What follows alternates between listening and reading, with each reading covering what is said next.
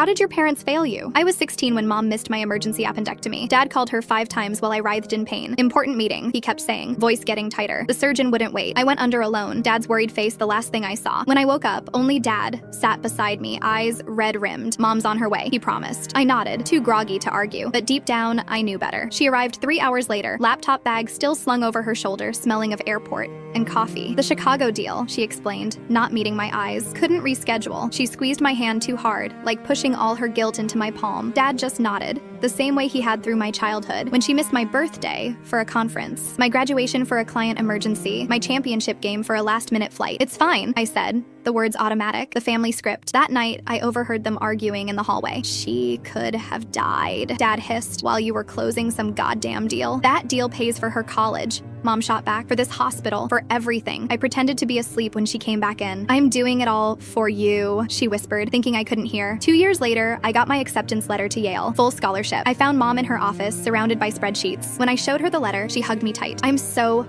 proud of you, she said, voice breaking. This is everything we worked for. I pulled away. We? Emma, you weren't there, I said, words spilling out after years of silence. For anything that mattered. That's not fair. Everything I did was for your future. I didn't need a future. I needed a mom. That night, Dad found me packing. Your mother loves you, he said quietly from my doorway. She loves the idea of me, the successful daughter she can brag about to colleagues. He sat on my bed. There's something you need to know. He pulled out an old photo. Mom holding a baby in a hospital room. This was you, born 6 weeks early while your mom was finishing law school. Her professors told her to drop out. Her parents refused help unless she focused on being a mother instead of a career woman. His voice turned bitter. Everyone expected her to choose, you or her dreams. So she chose her career, I said flatly. She chose both, against impossible odds. He handed me papers, bank statements, medical bills with overdue stamps, loan documents with astronomical interest rates. Your mom grew up poor. When you got sick as a baby, really sick, our insurance wouldn't cover it. She took that corporate job for better benefits, worked 100-hour weeks to keep you safe. I stared at the papers, hands shaking. Every missed soccer game, every school play, she was securing your future, paying off medical debt, building a safety net so you'd never know the poverty she grew up in. Why didn't she tell me? I whispered. She didn't want you to feel like a burden. She wanted you to feel entitled to success, not to see it as something you had to kill yourself for. That night, I found Mom asleep at her desk, her face pressed against her keyboard. A half-written email to Yale's financial aid office was on her screen, asking about additional scholarships. I covered her with a blanket, noticing for the first time the gray in her hair, the deep lines around her eyes. On her calendar, she'd blocked off my entire first week at Yale as vacation, the first in years. She failed me by not being there, but she did it while fighting a war I never knew existed, to give me choices she never had.